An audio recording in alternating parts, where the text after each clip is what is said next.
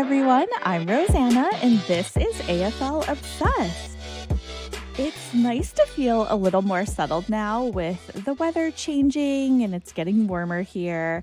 And Andrew and I have been working in our building workspaces and on our rooftop. So we're kind of enjoying all of the elements we love most about the city, kind of really just away from our bins in our place. We've still got quite a few boxes to get through.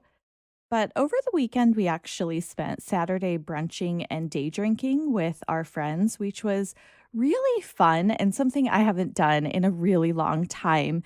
It really felt so much like, I don't want to say the before, but also, I don't know if you guys saw the SNL sketch recently about kind of life post quarantine and the first time you go out following, having been inside for an extended period or just at home in isolation. It definitely just feels awkward that first kind of time that you're hanging out, and I don't know, it was just really hilarious interactions that I can just think of from the weekend, and I wonder if you guys are all kinda going through that same thing too, and my dear friend who I love the most, Veronica, she moved to Seattle at the end of 2019. I think she literally left the day after Thanksgiving at our place because I love to host and I'm actually really looking forward to doing that again in our new place. She came back to visit for the first time, so it was really fun catching up and showing her BF the city, and really it was just fun eating our way through the city and all the different neighborhoods. And I grew up with her, and we were just kind of reminiscing about our connection to sports growing up. So, for those of you who've asked or just maybe even wondered about my sporting past, honestly, I didn't grow up playing sports. I wanted to. My parents never really wanted me to play sports. I think that might be a typical Asian thing. So instead, I learned to play a bunch of instruments, musical instruments. And that was kind of our creative outlet to practice and listen to feedback and kind of learn to make adjustments. And I think it definitely helps to boost your self confidence and maybe your self esteem. And I don't want to say it was our version of a sport, obviously, in quotations, but you kind of learn your coordination, social skills, and I guess overall discipline that way is kind of how I feel about it. I guess a different kind of investment. And if you're doing all that, then you don't want to break like a finger or hurt your wrist, because there's always like an upcoming audition or a performance or a recital. And my cousin was actually doing all the same things as me. She's just a few years older. And in high school, she really wanted to play basketball. And so she actually went to the tryouts without telling anyone. And she ended up having a really great tryout. She made the team, but she ended up breaking her finger in the process, like at the tryouts. So, of course, that was a story that was passed on to us. And I guess it was just definitely one of those things where I think they were just worried that maybe we would try the same things. Or it was just that story that I think gets kind of told over and over again, like, don't think about it. This is what could happen. Of course, like the worst case scenario. But I was actually going to a school of music at the same time I was doing basically like gen ed for the entirety of my like K through 12 years. My just basically everything before college. So, and at the same time, I actually really wanted to learn martial arts, really any martial art, or I mean, I wanted to learn all of them.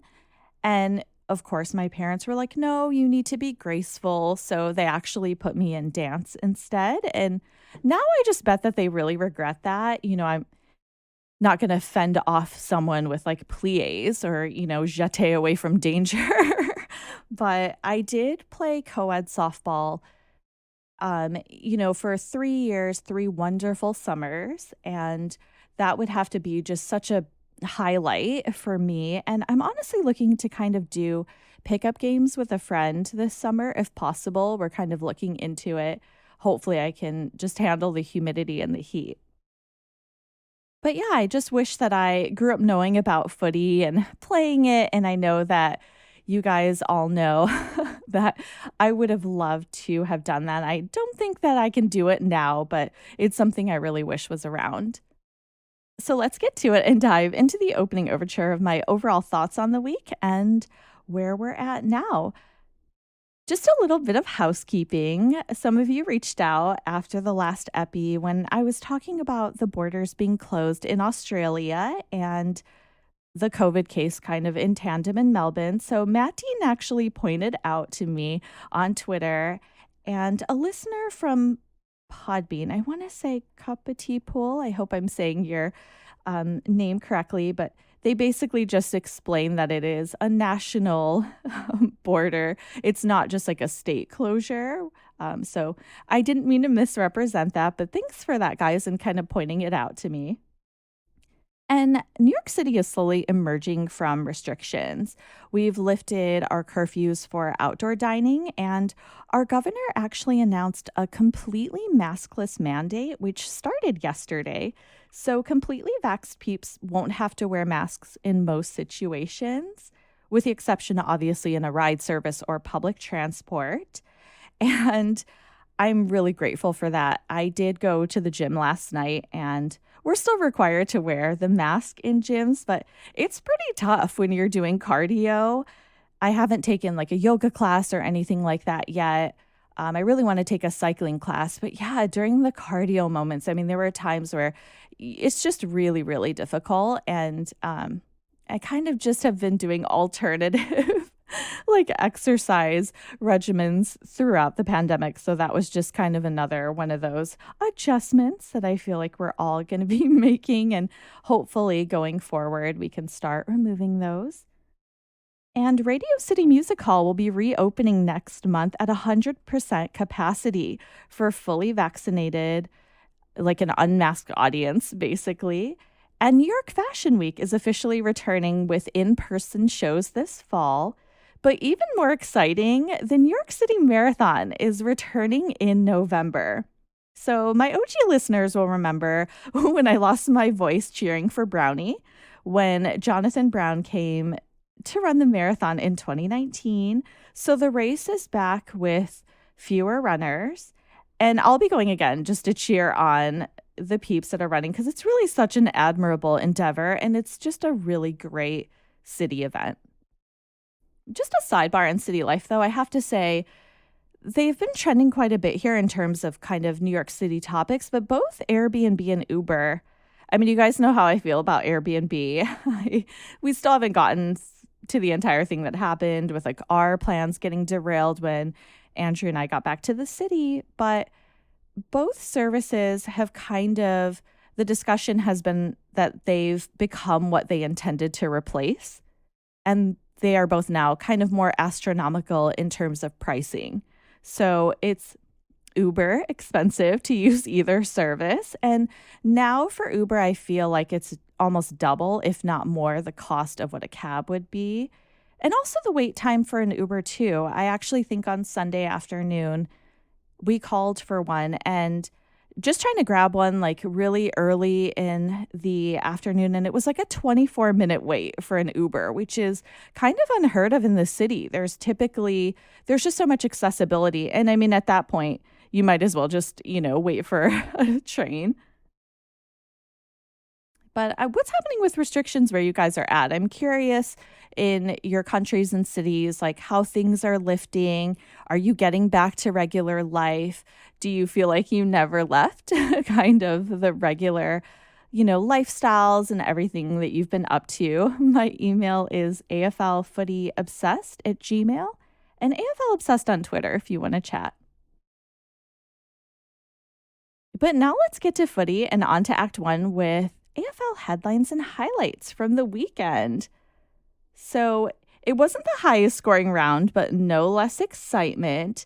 And from a purely football and games perspective, the Richmond game, I don't know if you guys saw it, but what a great game. It was such a gutsy win. I feel like you can never write off the, dynasty that Richmond's in, even though pretty much their midfield is injured, and I don't want to say decimated, but they just always seem to deliver.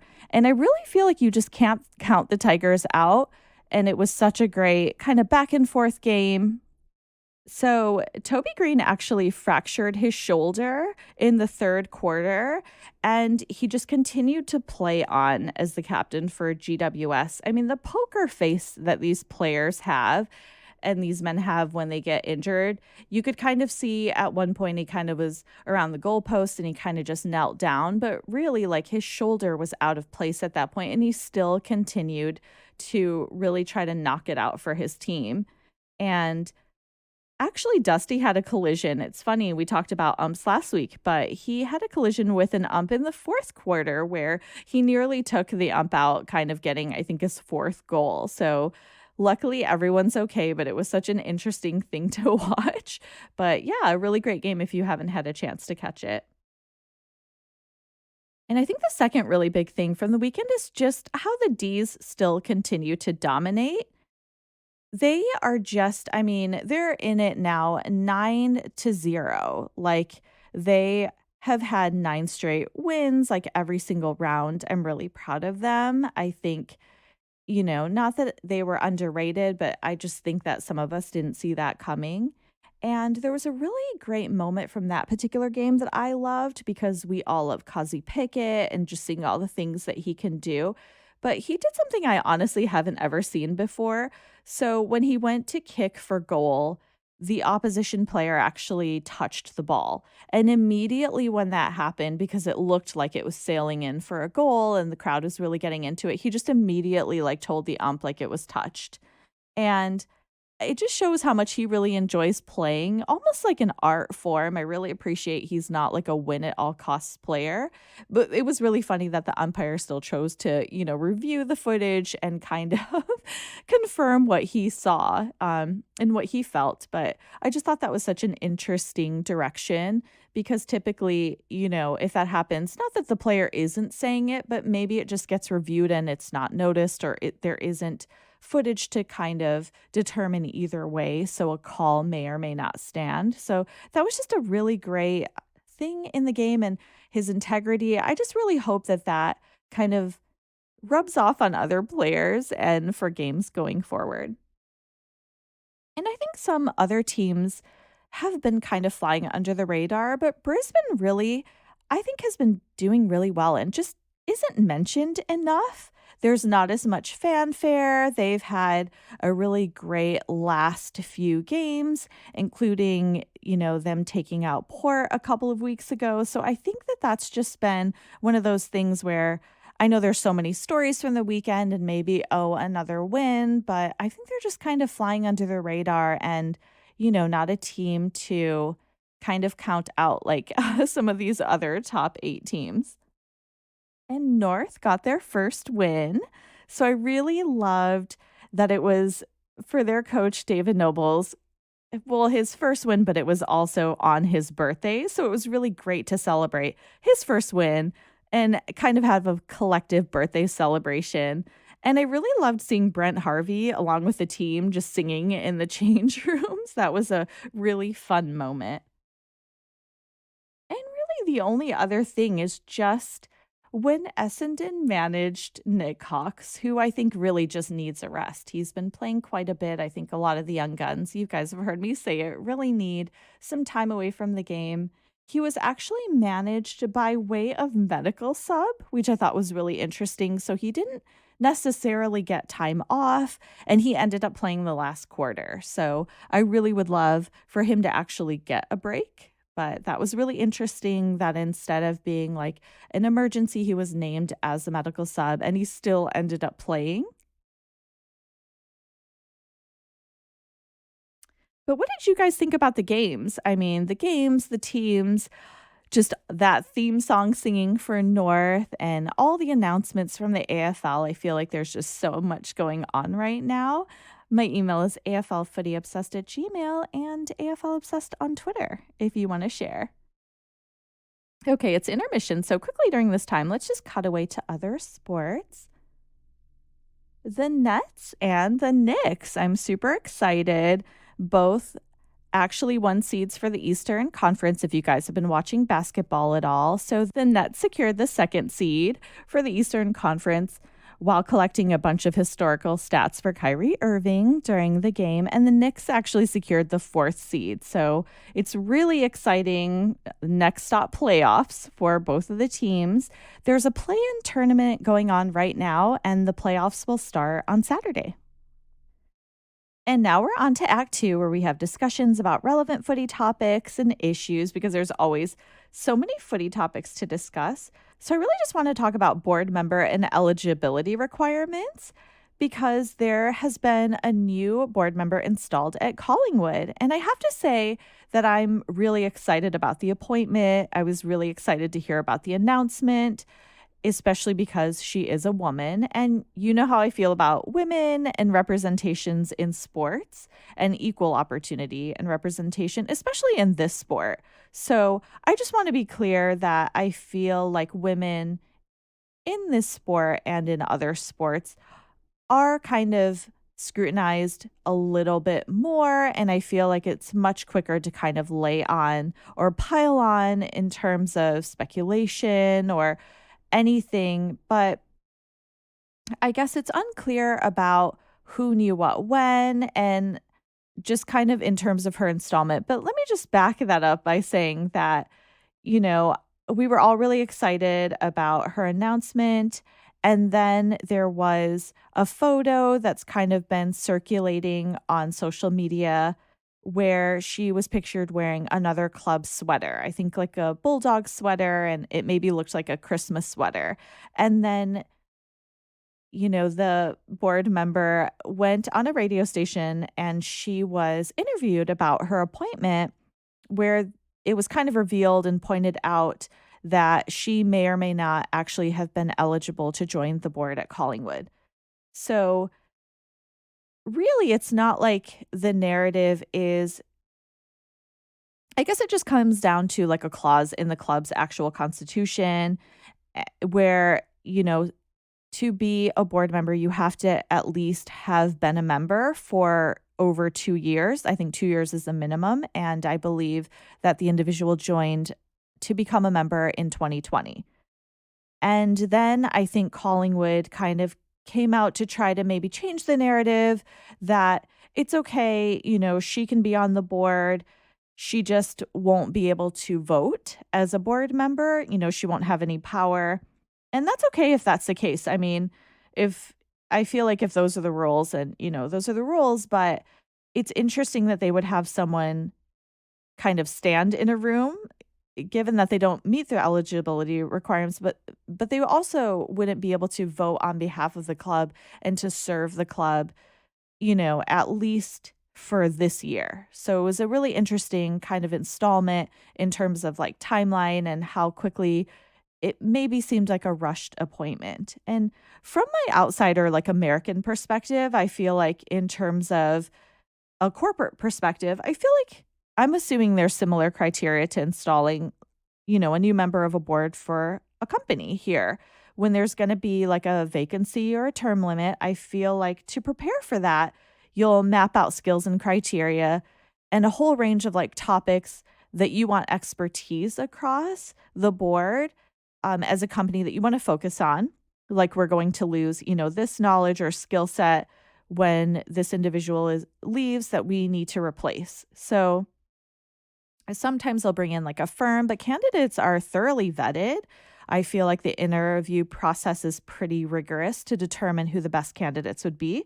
And then there's typically some kind of like a presentation to the board with, an AGM meeting, and then everybody kind of gets to vote as a member.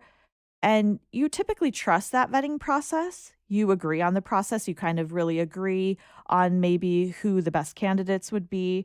It's typically more of like a procedural process at that point here. And then you just, it's presented, rubber stamped and moved on. And then you just don't think about that process afterwards, and everyone approves the appointment and you just kind of move on. So if anyone wants to clear that up for me in terms of how the inner workings of clubs go, I would love to know more about this. And even further than that, too, like with our executives for front offices of our sports here, a lot of individuals will go to work in the front office that maybe have supported another team. So I guess it's an interesting question about, how important is it really? Like, if you're a supporter of Collingwood, like, how much do you care about that?